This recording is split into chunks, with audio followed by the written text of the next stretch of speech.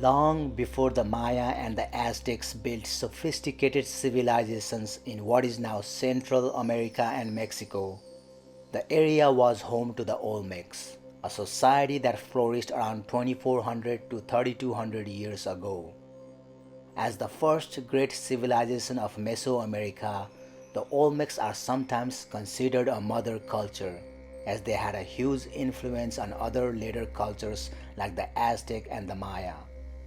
The Olmecs were talented traders who cultivated an extensive trade network, possessed impressive engineering skills, and were extremely talented artists.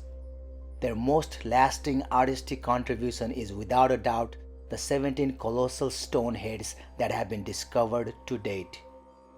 Some of the mysteries surrounding the heads are that some are nearly 10 feet tall and weigh about 8 tons on average, which would have presented enormous logistical challenges to the builders. Each head is carved from a single volcanic basalt boulder, and each had to be moved more than 50 miles from where it was sourced. So how they managed to move each of the massive heads is still a mystery. Several theories have been suggested, which range from wooden rollers to enormous rafts to temporary causeways built specifically for their transport, but we still don't know. Another mystery is, who do the massive heads represent? Their sheer size and majesty immediately suggest that the heads represent gods. But this theory has been discounted because, in general, Mesoamerican gods are depicted as more gruesome than humans, and the faces are obviously human.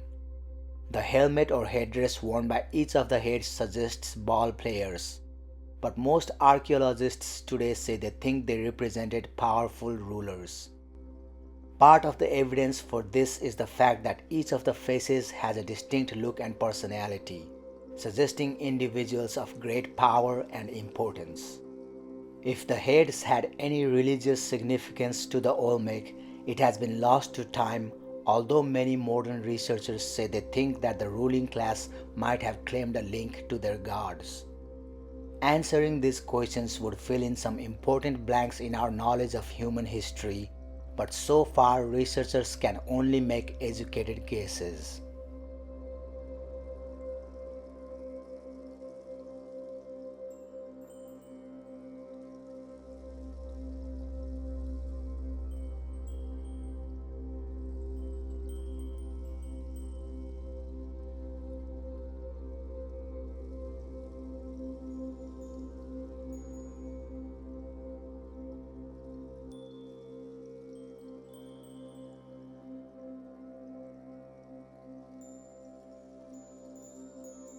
Tudor writers such as Thomas More and William Shakespeare helped to create the popular image of King Richard III as a hunchbacked usurper who allegedly had his two young nephews, the uncrowned Edward V and his brother Richard, murdered in the Tower of London in 1483. Although 5 centuries later, the consensus among historians is still that the boys were murdered on the orders of their uncle, the theory has never been definitively proven. There are other theories that suggest they were slain by either Henry VII or Henry Stafford, the Duke of Buckingham, or Lady Margaret Beaufort.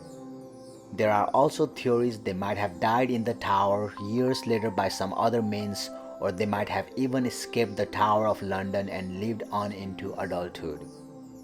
Before the century was out, two young guys, Lambert Simnel in 1487 and Perkin Warbeck in the 1490s, even falsely claimed to be the real young Richard. Then in 1674, the incomplete remains of two young children were discovered by workmen in the tower. It was assumed that the remains were those of the two princes because a deathbed confession by one of the alleged assassins said the boys had been buried there. However, the same confessor also said that the remains were later moved to a different location. An analysis of the bones was conducted in 1933, which caused much excitement but was ultimately inconclusive. So the truth is that nobody knows for sure, and the disappearance of the two young princes remains a mystery which might never be solved.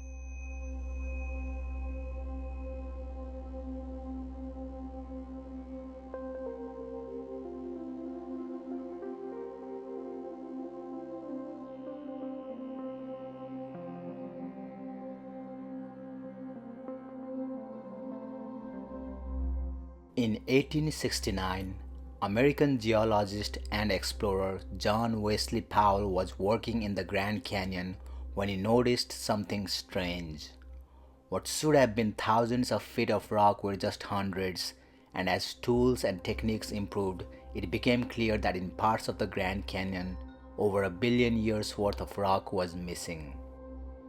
Since the missing time immediately precedes the Cambrian explosion, the period when evolution seems to have kicked into high gear and life on Earth suddenly and rapidly diversified, scientists would very much like to know more about it.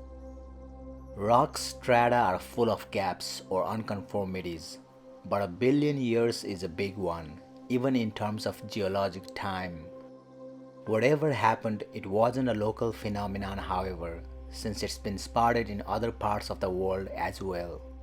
The gap is twice as large in some places, representing more than 40% of the planet's history that just isn't there. So where did it all go? Two main theories have emerged in recent years.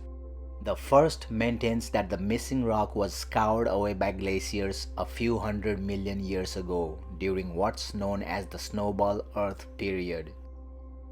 The other theory is a little more dramatic. The culprit might be Rodinia, a supercontinent that predates Pangaea and potentially sliced away huge parts of what would become our geologic record as pieces of the enormous landmass broke away, slid around the planet, and smashed back together. It's also possible that the Great Unconformity isn't one gap, but many smaller ones caused by a series of distinct geologic events. Whatever the cause, the Great Unconformity is a case of one mystery that might hold the key to another. Some researchers believe that when the missing rock was deposited into Earth's oceans, it altered the chemistry of the water and seeded it with vast amounts of minerals and nutrients. This could have given early life forms the resources they needed to evolve helpful things like shells and skeletons, setting the stage for the Cambrian explosion.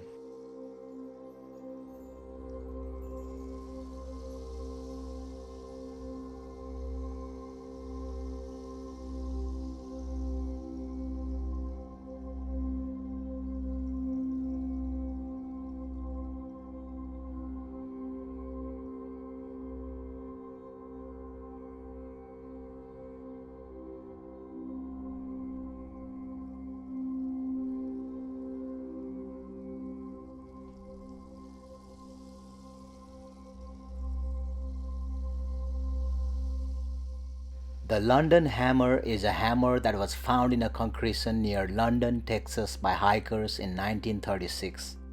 Because part of the hammer is embedded in a limey rock concretion that is much older than the tool itself, it is regarded by some as an anomalous artifact. The artifact has been variously dated to millions of years old by mystery mongers of all kinds, to just a few thousand by others, and some even believe it to be the proof of Noah's flood. The hammer, however, is identical with the late 19th century mining hammers, and the most likely explanation is that it was encased in a deposit of highly soluble travertine limestone within a relatively short time and became part of the stone. This theory, however, is difficult to verify now since the hammer has become part of the collection of a museum and its employees don't allow conducting scientific analysis on this valuable exhibit.